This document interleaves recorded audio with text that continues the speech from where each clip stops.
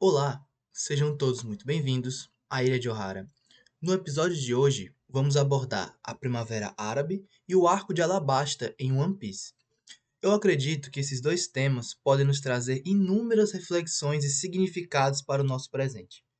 A Ásia Ocidental sempre foi um assunto do qual eu tive pouco acesso e interesse, por conta de preconceitos e do baixo alcance de produções menos imparciais sobre o assunto.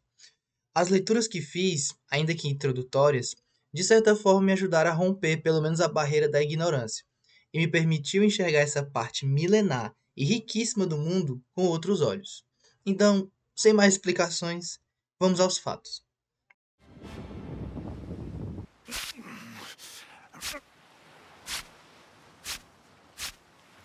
De qualquer jeito, amarrem bem firme. O nosso inimigo é cheio de truques que desconhecemos. Entendi. Se usarmos isso para nos reconhecer, não precisaremos suspeitar de nós mesmos. Tô vendo uma ilha! Vamos parar em uma cidade chamada Nanohana. Precisamos esconder o navio. Tá legal. De qualquer jeito, não importa o que aconteça, isso aqui no nosso braço é a marca do nosso companheirismo. Beleza, agora vamos aportar. Bora encher a barriga. Ah, e depois pra Alabasta. Fala sério. Os nossos novos inimigos são um bando de assassinos, Luffy. Ah, claro, é mesmo. Então evite agir sem pensar antes. Você entendeu bem? Tem razão, entendi. Entendeu mesmo? Pode deixar. Entendi.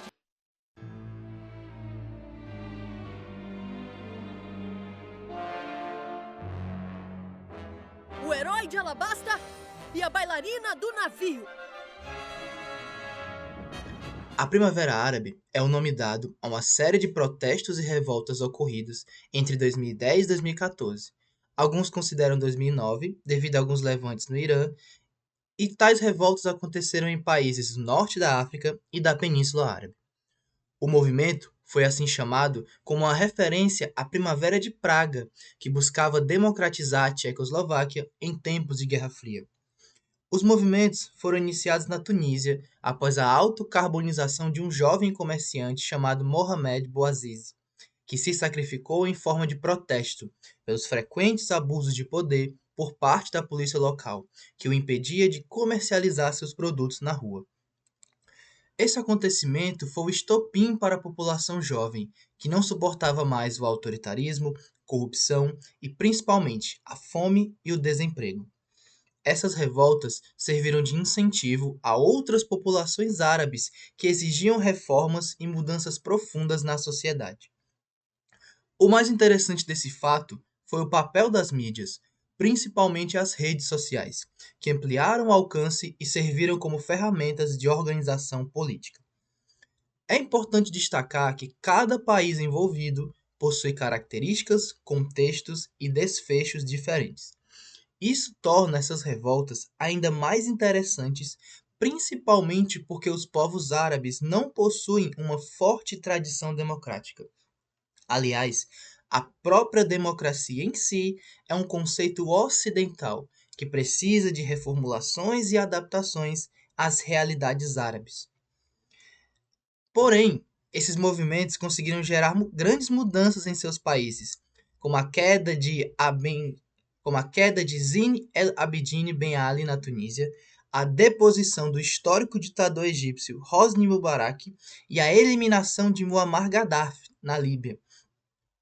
Apesar dos inúmeros conflitos na região, como a guerra civil na Síria e o conflito Israel-Palestina, a Primavera Árabe foi importante, pois ela serviu como um respiro e representação dos anseios das populações, que desejam um mundo longe do autoritarismo e principalmente de interferências externas. Um movimento que surgiu das redes sociais e demonstrou o poder das mídias no jogo político. 10 anos depois, os efeitos da Primavera Árabe ainda são sentidos na região. Enquanto a Tunísia segue na democratização, outros países protagonistas no começo da década de 2010 mergulharam na repressão, guerra e caos. Em 17 de dezembro de 2010, a autoimolação do vendedor ambulante Mohamed Bouazizi, cansado da miséria e do assédio policial, desencadeou um levante popular. Em 2011, o regime policial de Zine Ben Ali caiu depois de 23 anos no poder e, em outubro, a Tunísia realizou as primeiras eleições livres no país, para 3 anos depois adotar uma nova constituição.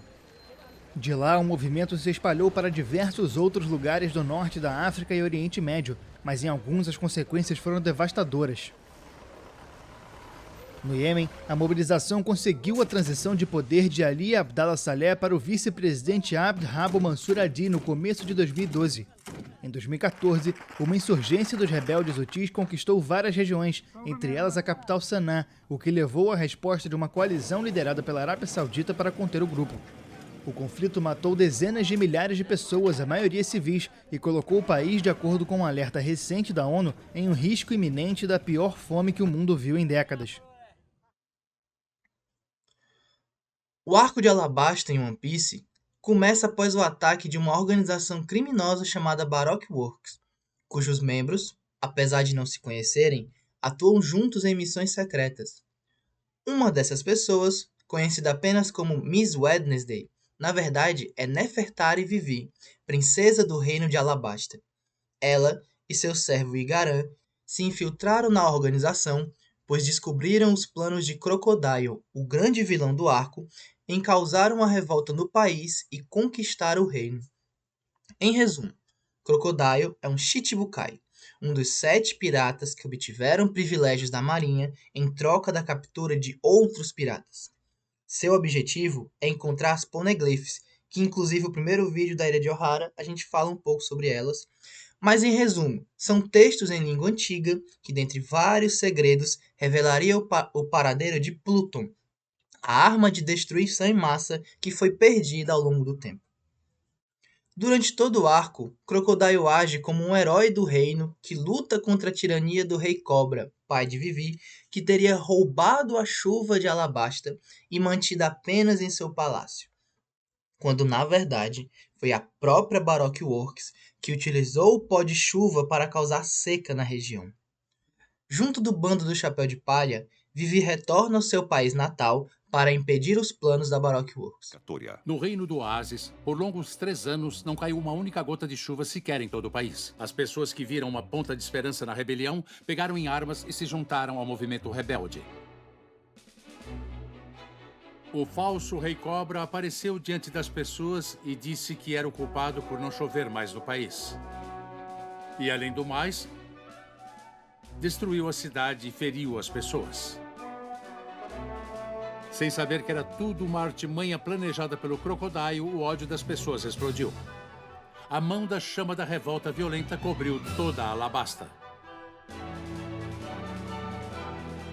O exército rebelde finalmente declarou guerra definitiva e foi em direção a Alubarna.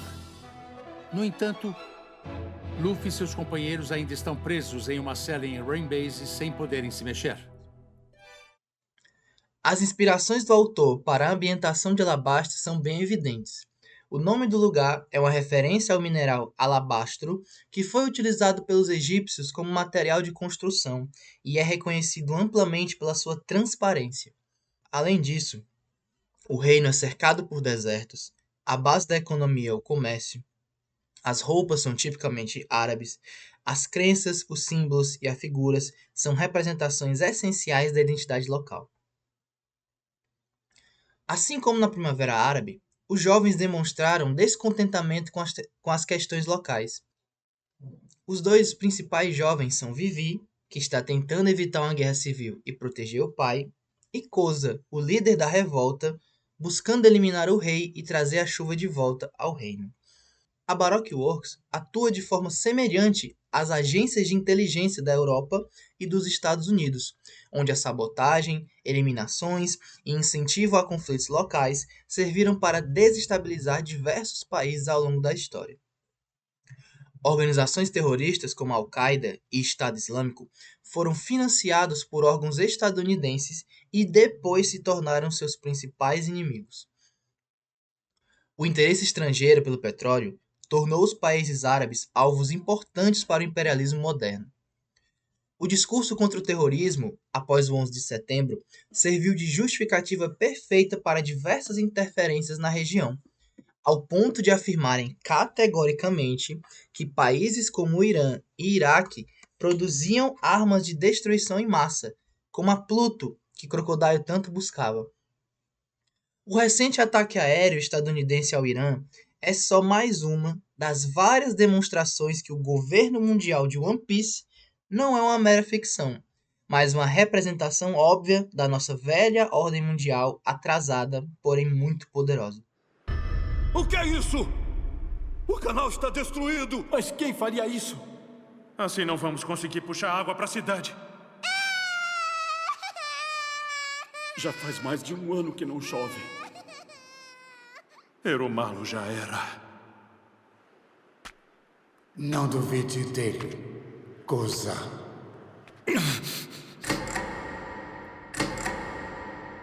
Eu não quero duvidar de você, mas as pessoas estão morrendo. Mesmo que você não tenha usado, muita gente viu o produto. Não. Espere a chuva chegar naturalmente. O Dance Powder é um pó que atrai a infelicidade. Não tem problema se for só um pouco, né? Se chover, pode até ser que o movimento rebelde cesse. Mas isso só vai criar mais infelicidade. Acontece que isso não é tão simples quanto você pensa que é, Koza. Eu não aguento mais ver tantas cidades secando.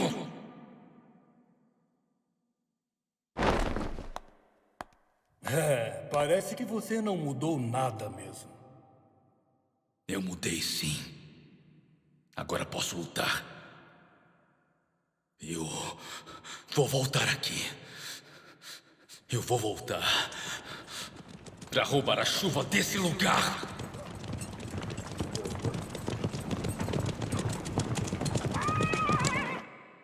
Que caminho esse país está tomando? Para onde nós estamos indo? Onde é que está a resposta? Utilizando o artigo Origens da Primavera Árabe, uma proposta de classificação analítica do professor Luiz Felipe Gondim Ramos, podemos analisar esse evento a partir de 3 eixos: as causas, os condicionantes e os catalisadores. Dentre as principais causas está a divergência entre governo e população em relação às questões econômicas e sociais.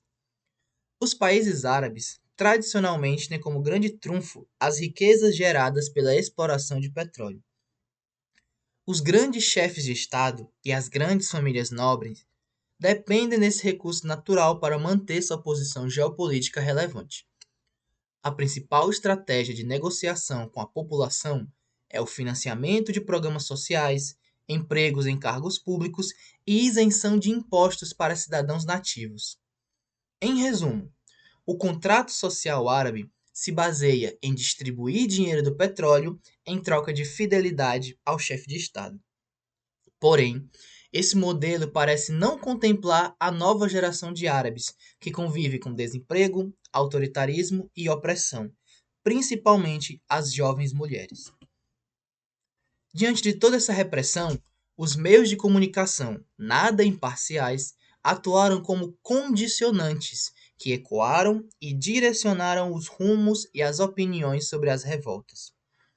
O principal veículo da Ásia Ocidental, Al Jazeera, por estar localizado no Catar, que foi pouco afetado pela primavera, atuou de forma importante na disseminação de novos acontecimentos e na percepção de movimento em ascensão. Porém, essa mídia foi alimentada justamente pelos registros e mobilização dos revoltosos nas redes sociais. Devido ao controle dos meios de comunicação tradicionais, a internet serviu como ferramenta de divulgação e convocação das revoltas. Por fim, os catalisadores são os fatores que transformaram a Primavera Árabe em assunto internacional. O que une esses eventos são a localização geográfica, os costumes e a língua, mas, sobretudo, o Islã. É impossível explicar os povos árabes sem destacar o Islã como elemento fundamental de suas sociedades. A fé islâmica se baseia em 3 princípios: Tawhid, a crença de um Deus único, Alá; Ummah, que é a comunidade formada por todos os muçulmanos, independente do país ou etnia, e a Sharia, que é o conjunto de leis que organizam os costumes islâmicos juntos do Corão, o livro sagrado dos islâmicos. Existem vertentes diferentes da religião, mas as duas principais são os sunitas, a maioria, que defende a autoridade dos califas após a morte de Muhammad, o último profeta, e os xiitas, que defendiam a sucessão de Ali, o primo do profeta. Em resumo, as sociedades árabes são historicamente governadas por líderes poderosos que possuem um forte vínculo com a religião islâmica.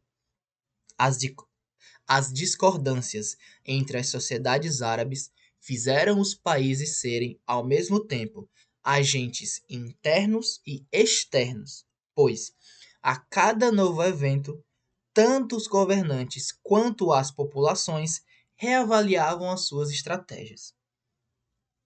Obviamente, os países da Europa e os Estados Unidos atuaram como observadores e financiadores de alguns movimentos de acordo com seus próprios interesses.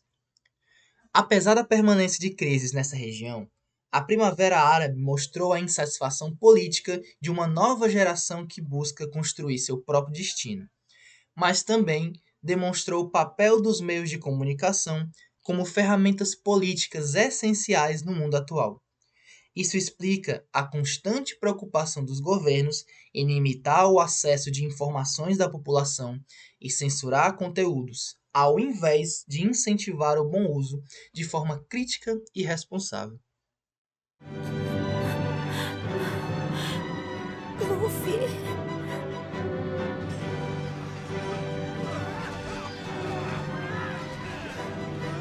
Nada a ver. Eu não entendi direito porque ele tá surgindo de um lugar como aquele, mas... É isso aí! A gente sabia desde o começo, mas agora aconteceu de verdade! Ele conseguiu ganhar!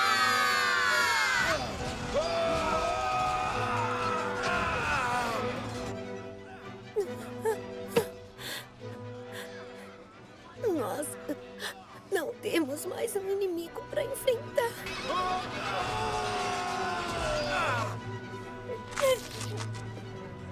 Por favor, não derramem mais sangue. Por favor, parem de lutar!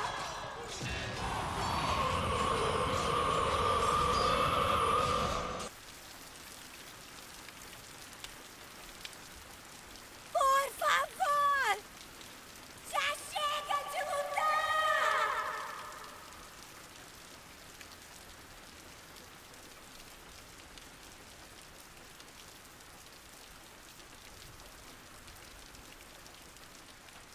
A voz da Vivi alcançou eles.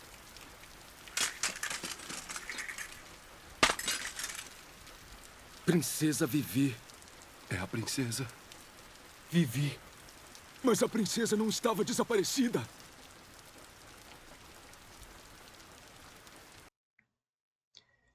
Em resumo, Alabasta representa bem a complexidade da região que está cercada de problemas sociais, econômicos, rivalidades nas fronteiras, discordâncias internas, extremismo político, terrorismo e interferências externas, o que não é muito diferente de outros locais. O desejo de Vivi de evitar mortes a qualquer custo simboliza bem o drama dos povos árabes, que desejam mudanças em direção a um mundo mais justo, livre e estável, mas sem perder de vista as suas tradições e crenças. Porém, ela aprendeu que, para uma nova primavera chegar, é necessário que o inverno acabe. Se um dia a gente se encontrar, será que podem me chamar de companheira mais uma vez?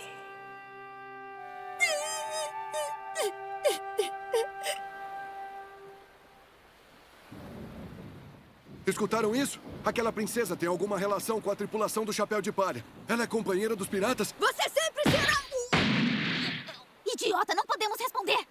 A essa altura, a Marinha já notou a Vivi. Se usarem a nossa relação com a Vivi como provas, ela vai se tornar uma criminosa. Vamos nos despedir da Vivi em silêncio.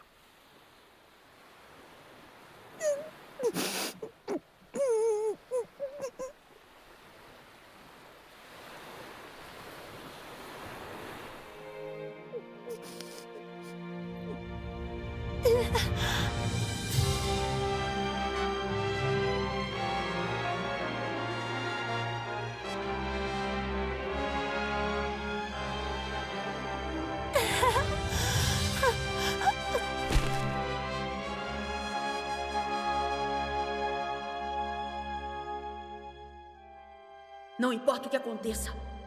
Isso aqui no nosso braço esquerdo é a marca do nosso companheirismo. Bom, é isso. Muito obrigado a todos que ficaram até o fim. Espero que tenham gostado. Como sempre, deixarei as referências bibliográficas na descrição do vídeo. Qualquer dúvida ou crítica estarei à disposição para ouvir. Eu vou ficando por aqui. Até a próxima. Salam aleikum.